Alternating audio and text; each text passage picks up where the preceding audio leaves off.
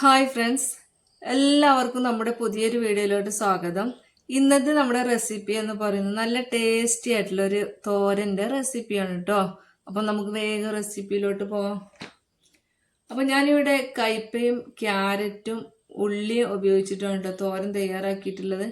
കയ്പൊക്കെ ഇതുപോലെ അരിഞ്ഞെടുക്കണം കേട്ടോ. കട്ട് ചെയ്യുന്ന സമയത്ത് നീളത്തിൽ കട്ട് ചെയ്യരുത്. ക്യാരറ്റും അതുപോലെ തന്നെ 2 ക്യാരറ്റാണ് കേട്ടോ എടുത്തിട്ടുള്ളത്. 2 ക്യാരറ്റും 2 കയ്പക്കയും എടുത്തിട്ടുള്ളത്. ക്യാരറ്റും അതുപോലെ നീളത്തിൽ അരിയരുത്, ചെറുതാക്കിയിട്ട് കട്ട് ചെയ്യുക. ഉള്ളിയും അതുപോലെ തന്നെയാണ്, ഇതുപോലെ കട്ട് ചെയ്യണം ചെറുതാക്കിയിട്ട് കേട്ടോ.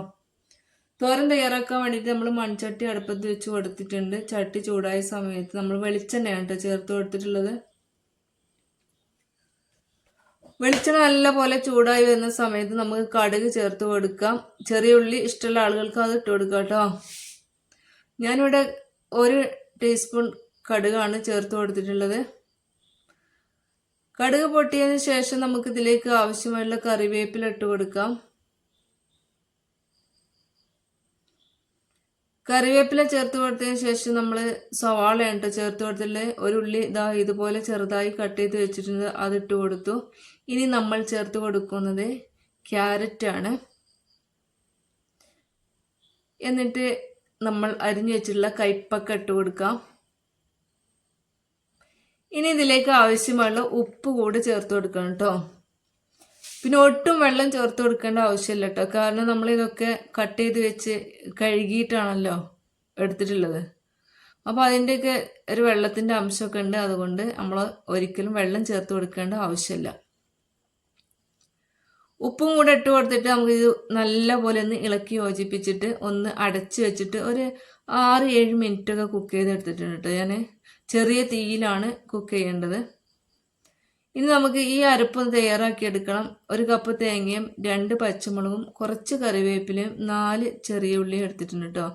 അതും കൂടെ നമുക്ക് ഈ വേവിച്ചിട്ടുള്ള ഈ തോരനിലേക്ക് ഇട്ട് കൊടുക്കാം.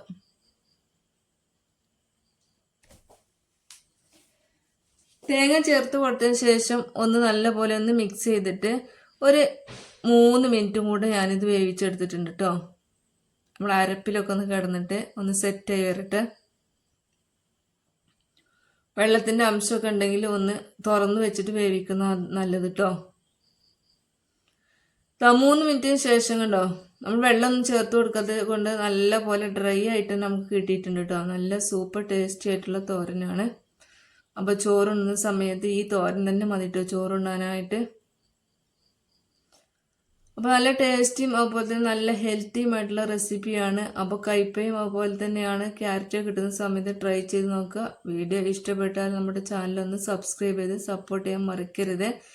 വീഡിയോ ലൈക്ക് ചെയ്യാനും മറക്കരുത്. അടുത്ത വീഡിയോ ആയിട്ട് വീണ്ടും കാണാം. ബായ്.